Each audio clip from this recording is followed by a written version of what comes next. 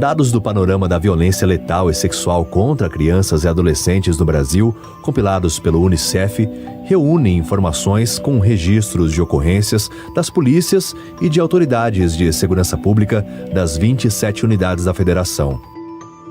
Entre os anos de 2016 e 2020, 34.918 mortes violentas intencionais de crianças e adolescentes no país foram registradas, representando uma média de 6.970 vítimas por ano, a grande maioria de adolescentes. Em mais de 31 mil desses casos, as vítimas estavam na faixa etária entre 15 e 19 anos, mas não dá para deixar de destacar que ao longo desses 5 anos, 1.070 crianças de até 9 anos de idade foram mortas. No recorte de 2020, foram 213 mortes violentas intencionais nessa faixa etária. As características das mortes são diferentes entre as diversas faixas etárias, mas entre as crianças de até 9 anos, 33% das vítimas eram meninas, 44% eram brancas e 40% morreram dentro de casa. Os dados mostram ainda que 46% das mortes ocorreram pelo uso de arma de fogo e 28% pelo uso de armas brancas ou por agressão física. Já na faixa etária entre 10 e 19 anos, a situação se inverte, com 91% das vítimas do sexo masculino, 80% eram negras e 13% morreram em casa. 83% das mortes ocorreram com o uso de arma de fogo. Entre 2016 e 2020, nos 18 estados com dados completos para a série histórica, o número anual de mortes violentas de crianças com idades entre 0 e 4 anos aumentou 27%, enquanto caiu o número de vítimas nas outras faixas etárias. As informações do Unicef demonstram que as mortes nas primeiras idades têm características de violência doméstica, enquanto as de adolescentes são predominantemente caracterizadas por elementos da violência armada urbana. Além das mortes contra aqueles que não conseguem se defender, entre 2017 e 2020 foram registrados 179.277 casos de estupro ou estupro de vulnerável com vítimas de até 19 anos, uma média de quase 45 mil casos por ano. Crianças de até 10 anos representam 1/3 do total, chegando a 62 mil vítimas. A grande maioria daquelas que sofrem violência sexual é menina, quase 80% do total. Para elas, um número muito alto dos casos envolve vítimas entre 10 e 14 anos, sendo 13 anos idade mais frequente. Para os meninos, os episódios de violência sexual concentram-se especialmente entre 3 e 9 anos.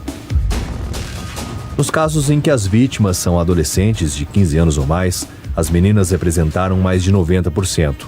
A maioria ocorre na casa da vítima e para os casos em que há informações sobre a autoria dos crimes, 86% dos autores eram conhecidos.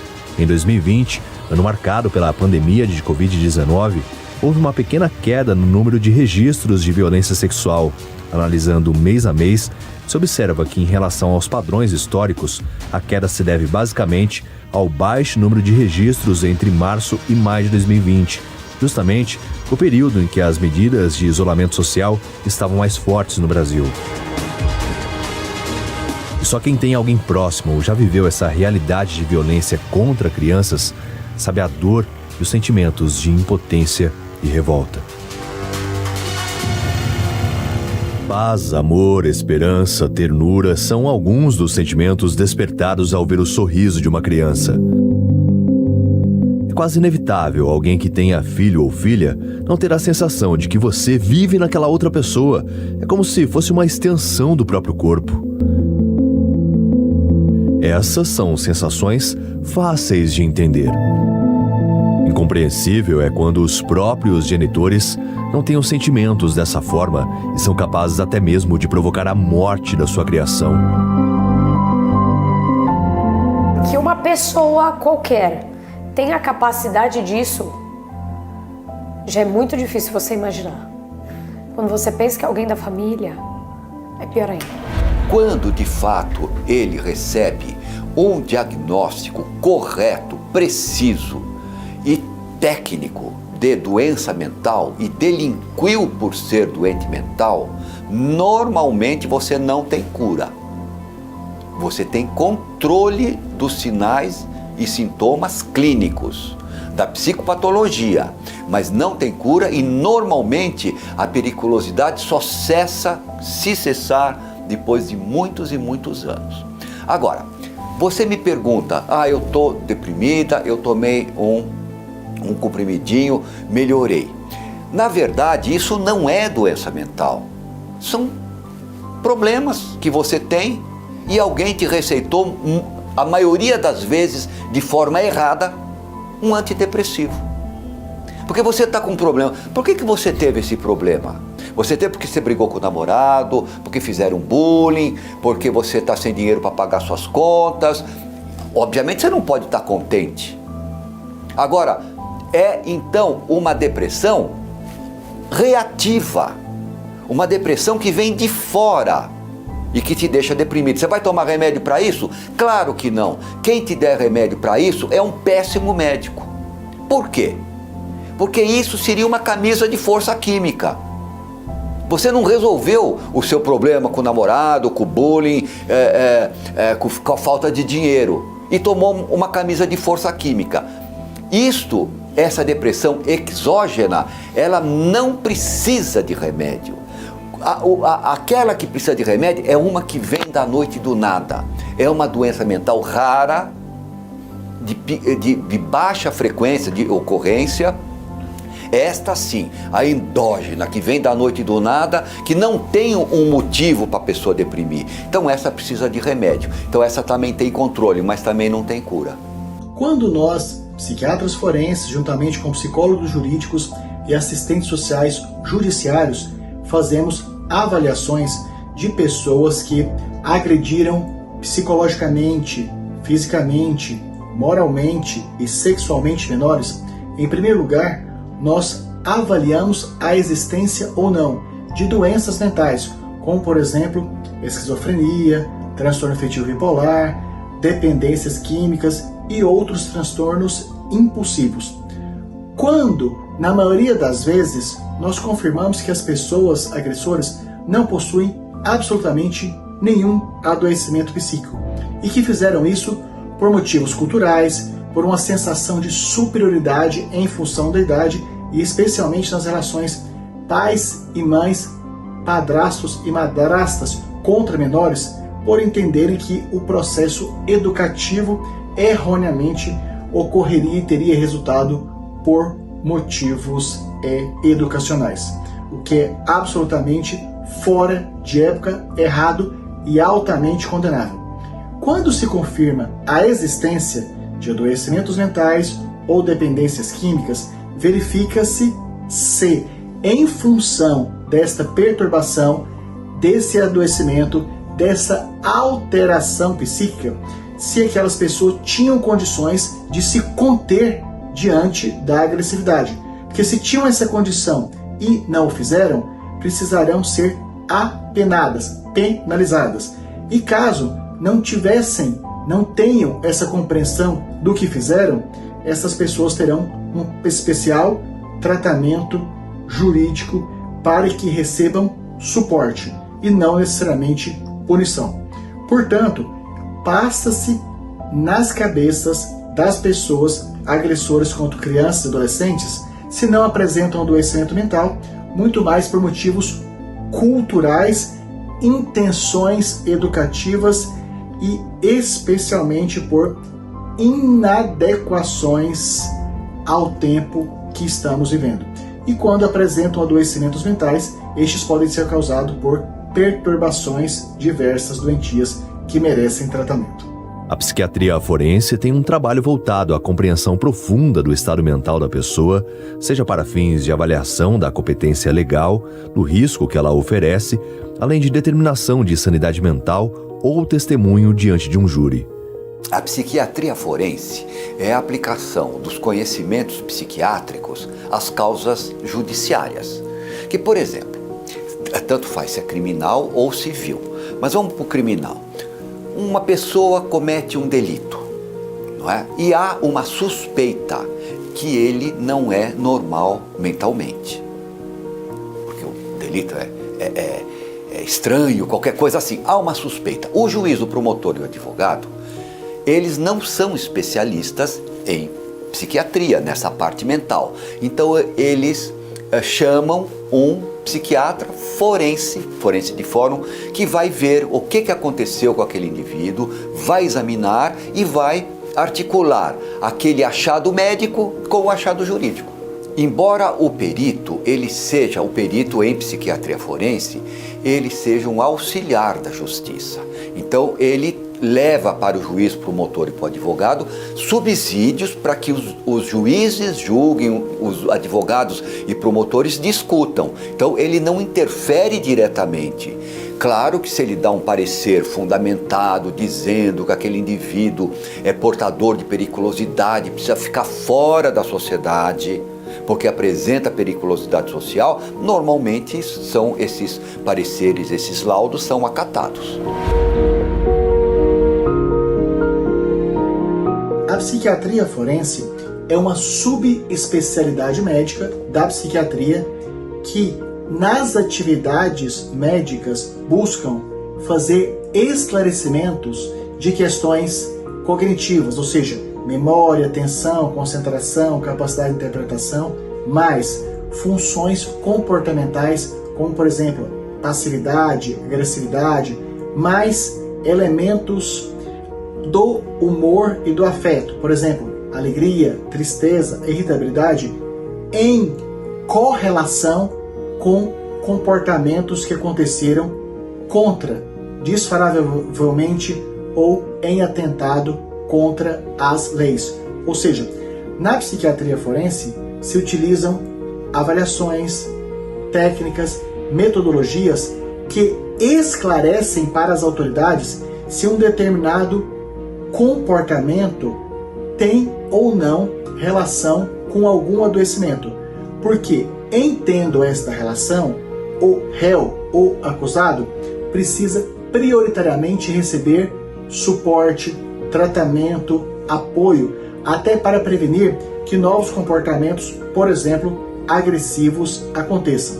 E quando a conclusão é que a pessoa que teve um comportamento contra a lei não tem nenhum adoecimento mental, ou se tem algum adoecimento que esse não tenha impactado, repercutido e correlacionado com aquela questão jurídica, que essa pessoa receba os processos punitivos da maneira mais adequada possível, objetivando a reeducação, a ressocialização e a readequação para que não volte a cometer crimes.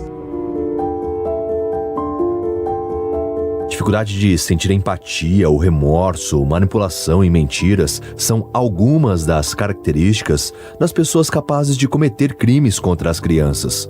Os comportamentos normalmente são impulsivos e elas não planejam bem o futuro, passando por cima de normas sociais e as leis. Quando nós fazemos as análises, avaliações, interpretações e conclusões sobre os perfis das pessoas que causaram agressões contra crianças e adolescentes, nós buscamos no histórico de vida se ao tempo que estiveram em gestação, se isto foi desejado ou não, caso a pessoa tenha essa informação. E se durante a infância e adolescência recebeu os cuidados especiais nas temáticas de suporte nutricional, afetivo, acesso à saúde, educação, e que não tenham sido negligenciados, nem do ponto de vista material e nem do ponto de vista emocional. Porque, de fato, há uma porcentagem importante de pessoas que agridem crianças e adolescentes que, nos seus históricos de vida, quando menores, realmente foram ou negligenciadas, especialmente de afeto, suporte de saúde, relacionamento, educação, ou foram abusadas, tanto do ponto de vista físico, sexual, como também moral. Portanto, em parte, o comportamento ofensor contra crianças e adolescentes pode ter como uma das explicações, dentre um conjunto multifatorial de causas, questões inadequadas, doentias, maltratadas, desarmônicas que aconteceram em suas fases de crianças e adolescentes. O delegado e deputado federal Mário Palumbo atuou no caso de Isabela Nardoni. Ele se lembra do comportamento de Alexandre, pai da menina, acusado de matar a própria filha. Conduzi ele várias vezes na minha viatura, na viatura do Grupo de Operações Especiais, e eu tenho certeza que ele cometeu este delito. Porque numa das vezes que ele foi solto, ele deu risada. Eu até indaguei ele, eu tinha uma filha muito pequena na época, falei assim, qual o motivo que você está rindo? Você acabou de enterrar sua filha, cara. Então eu vejo uma pessoa extremamente dissimulada. Claro que ele não vai confessar, claro que ele não vai admitir, já instruído pelos advogados, porque senão aí a população vai ter a certeza que foi ele. Porque na cabeça do Alexandre, nessa cabeça criminosa dele, as pessoas sempre vão ficar em dúvida se foi ou se não foi a gente. Então confessar não é a melhor medida para ele. Diante da frieza e falta de empatia, os laudos dos peritos são fundamentais para conseguir, durante as investigações, provar o que a mente doentia não é capaz de assumir e reconhecer. Toda perícia que é feita por um profissional que realmente tem os conhecimentos necessários, ela é muito bem feita. O perito só pode observar no local aquilo que ele conhece. Do contrário, ele passa por cima de um monte de elementos que podem trazer resultados positivos para uma investigação pericial. Então, dependendo muito da qualidade do perito, dos equipamentos que ele possa utilizar no momento de uma investigação, a investigação vai trazer resultados positivos e inquestionáveis. Porque numa das vezes que ele foi solto, ele deu risada. Eu até indaguei ele, eu tinha uma filha muito pequena na época, falei assim, qual o motivo que você está rindo? Você acabou de enterrar sua filha, cara. Então eu vejo uma pessoa extremamente dissimulada. Claro que ele não vai confessar, claro que ele não vai admitir, já instruído pelos advogados, porque senão aí a população vai ter a certeza que foi ele. Porque na cabeça do Alexandre, nessa cabeça criminosa dele, as pessoas sempre vão ficar... Nós tínhamos que levar até o IML para fazer um exame para ver se ele não foi agredido. Toda a proteção de criminosos que tem, infelizmente, neste país, como se a polícia fosse sempre errada. E no meio desse trajeto ele deu risada, dentro do IML também dando risada, abraçando, né? E eu não consegui entender isso, porque eu tinha uma filha muito pequena na época, né? E a gente que é pai sabe do amor que a gente sente pelos filhos, é um amor incondicional e não tem comparação com nada. Então eu achei uma pessoa extremamente dissimulada na própria casa do pai dele também. E existem exemplos de casos que, por meio das análises periciais, foi possível provar a autoria do crime. Condenada a 30 anos e 2 meses de prisão pela morte do filho Rafael Matheus Winskis, de 11 anos, em maio de 2020, em Farroupilha, no Rio Grande do Sul, Alexandra Dolkenski também matou o ex-marido em 2007. O caso do ex-companheiro dela, na época, foi tratado como suicídio, mas por meio da perícia foi possível identificar que ela foi a assassina. O caso do Alexandre Dolkenski foi um caso que repercutiu bastante, abalou o Brasil. Por quê? Porque foi a própria mãe que matou o filho. Tá? E como ela matou o filho, ela estrangulou ele com uma corda de varal. Estrangulou ele com uma corda de varal, colocou numa caixa de papelão e deixou numa residência próxima. Foi até a delegacia, fez um boletim de ocorrência de desaparecimento. E o tempo todo a polícia, o Ministério Público, as pessoas dando apoio para essa mãe, a mídia, né, em geral, acreditando sim que o garotinho tinha desaparecido. Era uma cidade pequena, né, no interior do Rio Grande do Sul, todo mundo buscando por esse garoto. E ela foi alimentando a mídia que havia o desaparecimento, o que não era verdade. E depois de um tempo, a polícia foi até a residência, continuou pressionando e dizendo, olha, a gente vai fazer uma perícia mais detalhada na sua residência. Você tem algum envolvimento com esse desaparecimento? E ela negou. Quando o delegado falou, olha, a gente vai colocar aqui com os peritos forense o luminol na sua residência. E se tiver alguma coisa, a gente vai encontrar. Aí foi o momento que ela acabou confessando e como ela matou o próprio filho. A família do primeiro marido dela, do José, sempre acreditou que ele não tinha se matado. E quando encontraram o Rafael e ele estava com a corda de varal no pescoço, a família falou assim, olha, mas é o mesmo modo que dizem que ele se matou, o Alexandre. Então, nos procuraram, nos contrataram para provar se realmente ele tinha se matado ou não, ou se foi a Alexandra que tinha cometido esse crime. Na época, a Alexandra tinha 19 anos de idade e o filhinho dela, o primeiro filho, tinha 2 aninhos. Então eu acredito sim que a polícia, ao chegar no local, os peritos, acreditaram na história dela, que realmente era um suicídio, não foi uma investigação bem feita, tanto que ao passar do tempo, depois de 16 anos, foi provado que realmente era um homicídio. Ou seja, se lá no passado ela tivesse sido responsabilizada, hoje o Rafael talvez nem existisse, né? E não teria sido morto pela própria mãe. Mesmo com a prova de que Alexandra foi a autora do crime, o caso prescreveu pela lei vigente. Mas nos episódios de crimes contra crianças, diferentes projetos de lei estão em discussão no Congresso Nacional para punir de forma mais severa aqueles que foram indiciados. No Senado existe um PL que critica a remissão da sentença de Alexandre Nardoni e Ana Carolina Jatobá. Se aprovado, só terá direito ao benefício aquele que cumprir pelo menos 50% da pena em regime fechado. A proposta está em discussão na Comissão de Segurança Pública. Na Câmara, as discussões também avançam para que as leis sejam menos brandas aos atos de violência contra crianças. Medida socioeducativa e ele pode ficar apreendido até 3 anos. O que acontece é que a maioria dos casos que envolvem crianças repercute muito na mídia e há uma comoção social. Então a polícia, na maioria das vezes, ela pega todo o seu efetivo, a sua força maior, para esclarecer o mais rápido possível esse tipo de delito. Geralmente em interrogatórios, você, com uma ampla experiência, já consegue detectar algumas falhas, algumas mentiras que a pessoa, autora do crime... Somente com leis que tragam a punição necessária para aqueles que atentaram, até mesmo chegaram a assassinar crianças, será possível trazer um pouco do sentimento de que a justiça existe. Porque a grande questão que gira em torno de quem tem qualquer atitude violenta contra crianças é se o convívio em sociedade é possível. A diferença entre o exame criminológico e o exame de verificação de imputabilidade penal são 2 tipos absolutamente diferentes. O exame para ver se tem imputabilidade penal, ou seja, se ele é um louco que praticou crime ou não, é um tipo que você vai estudar o psiquismo dele em face daquele crime que ele praticou. Por exemplo, comum, a pessoa se sente perseguida, com delírios de perseguição, com alucinações auditivas. Delírio de perseguição é, por exemplo, estão me perseguindo, estão querendo o meu mal. Por exemplo, essa pessoa que está aqui falando no celular, ele pôs um chip para pegar as minhas ideias. E eu escuto vozes que me dão ordem, tá vendo? Ele está fazendo isso, está fazendo aquilo, que são alucinações auditivas. Então eu, entre aspas, em legítima defesa, eu pego e mato ele. Ou posso ter uma atitude também de sair correndo e ir embora, uma atitude bizarra, inusitada.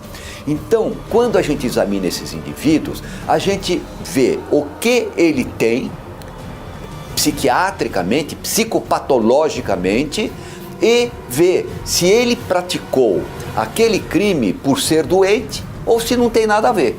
Então, esse é o exame de verificação de imputabilidade penal. É um. Agora, o exame criminológico é outra coisa completamente diferente. Esse é aquele que é feito em pessoas que já foram sentenciadas, mas que não são portadores, não são doentes mentais, são criminosos comuns que se verifica se ele pode passar daquele regime que ele está, por exemplo, um regime de reclusão fechada, um regime fechado, para um regime semiaberto. Então é um outro tipo, é uma outra dinâmica.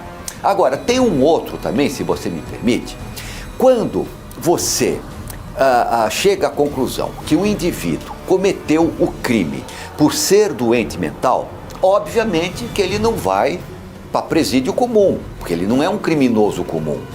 Ele vai para uma casa de custódia e tratamento psiquiátrico. Agora, quando que ele sai de lá? Porque no presídio comum, se fosse um criminoso comum, por exemplo, o juiz falou 10 anos. Com 10 anos e um dia ele tem que estar na rua, sem contar a progressão, né?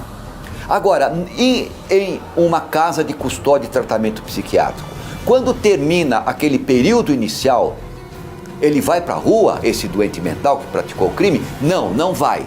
Ele passa por um exame de verificação, de cessação de periculosidade. Porque se ele tiver periculosidade, o que vai acontecer? Ele vai para a rua e vai delinquir outra vez. Então ele não pode ir para a rua, para proteção da sociedade. E quem faz esse exame é um psiquiatra forense. E como explicar para as crianças que estão em fase de descoberta a compreensão sobre a realidade das coisas, sobre a capacidade de alguém matar o próprio filho? Essa conversa está cada vez mais próxima entre Ana Carolina Oliveira com os 2 filhos que ela teve com o atual companheiro após a morte de Isabela. Eu não estou preparada para ela, mas eu acho que a preparação vai ter que vir. Então, assim, quando eu contei para ele o que tinha acontecido, eu conversei com a terapeuta, né? Acho que por outros assuntos ele estava na terapia. Então a gente foi fazer isso juntas. Quando eu tomei a decisão de contar para ele sobre o que tinha acontecido, porque como sairia o documentário, eu queria que ele estivesse preparado, né? Eu blindei ele de todas as coisas que eu pude bloquear a Netflix no perfil deles. Como eles não acessam o meu, do meu marido, o deles eu bloqueei. Então eu organizei com a terapeuta uma forma menos traumática de contar para ele. Então eu fui na sessão com ele, ela falou, contextualizou que era um documentário, que seria um filme, tal. E como ele participou de algumas das gravações, que ele estava comigo, aí eu fui falando para ele, contando. Aí ela falou para ele: o que você quer perguntar para sua mãe sobre a sua irmã? Aí ela falou assim, ele falou assim, eu já perguntei pra ela várias vezes, ela nunca me contou, agora eu nem quero mais saber. Porque eu sempre mudava de assunto, né? Quando eu tinha oportunidade, eu mudava de assunto. E aí eu contei pra ele que ela tinha caído do prédio, enfim, a história no contexto, mas sem quem foi, como ele já viu algumas entrevistas, que ele viu alguns flashes, alguma coisa, ele me perguntou, mas foi o pai dela? E isso, para ele, vai ser dolorido saber, né? E que não remeter que todo pai é ruim, que todo pai vai fazer isso com o filho. Então, tudo eu tenho que criar um contexto para que seja leve para ele. Então, quando chegar lá, pense com isso. Para Leniel Borel, essa conversa ainda vai demorar, já que o momento é de celebrar a chegada da Valentina, fruto de um novo casamento. 3 anos depois da trágica morte de Henri Borel, o engenheiro terá a chance de viver a felicidade de ser pai novamente. Eu sou muito grato, né, a Deus por me permitir ser pai novamente. Ser pai é uma dádiva de Deus, a concepção, né, a fecundação é uma dádiva da vida, na verdade é um verdadeiro milagre, né? Isso falo pelo que né? Tem que estar na temperatura certa, no momento certo, no dia certo, para que haja, né, o milagre da vida. E Deus me permite ser pai novamente. Quantas pessoas gostariam de ser pai e não são, e eu sei o quanto a falta que meu filho me faz. Mas um filho não substitui o outro e ninguém vai substituir o Henri. Hoje Deus me dá a possibilidade de ser pai de uma menina, da Valentina, e a Valentina, né, ela vai ser amada, respeitada, cuidada, assim como o Henri, e ela vai ter sua história própria, ela vai ter seu carinho, todo o seu amor próprio, e porque o amor é individual para cada filho. Mas o Henri me faz muita falta, meu filho, né, eu sinto saudade de mais um abraço do Henri. Não é de mais um dia, eu sinto falta de mais um abraço do meu filho e não o tenho. Então eu tenho aí Deus me dando a possibilidade de ser pai novamente, agora de uma menina que vai me ajudar a continuar essa caminhada. Estamos aqui, lutando no Brasil inteiro no combate à violência infantil, em contrapartida que nós estamos aí em pró-vida, em pró-criança, adolescente. São 33 crianças assassinadas todo dia no nosso país e ninguém fazendo nada, ninguém falando nada sobre isso.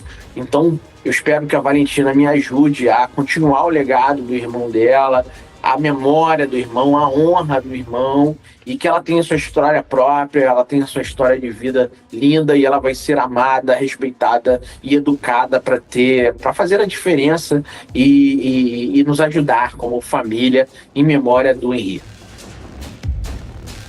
Se a morte não é tudo, não é o final, como afirmou Ana Carolina Oliveira, a vida pode sim ter sido marcada pela perda, mas ela também é feita pelos períodos felizes. Eu acho que eu tinha um propósito, né? Quando tudo aconteceu, era buscar justiça por ela. Então eu fui buscar, o principal para mim era buscar minha ajuda. Era passar por aquele momento, viver aquele momento. Eu sofri demais. Não que hoje eu não sofra, acho que são sentimentos diferentes daquela época. Mas eu tinha vontade. Eu tinha vontades. Vontade de me cuidar, vontade de me tratar, vontade de viver, vontade de lutar por ela. E eu acho que tudo, quando você busca coisas boas, as coisas boas vêm até você. Então eu encontrei a terapia, eu encontrei pessoas que me ajudaram, eu encontrei a religião, eu já tinha minha família que me deu essa base, que me deu esse suporte. Então foi só a vontade de continuar e de querer e de repente cair, e de repente levantar. E aí, graças a Deus, tive a oportunidade de conhecer meu marido, de construir minha vida, de reconstruir minha vida, reconstruir minha família. E hoje eu sou muito grata por tudo que eu tenho, sou muito feliz.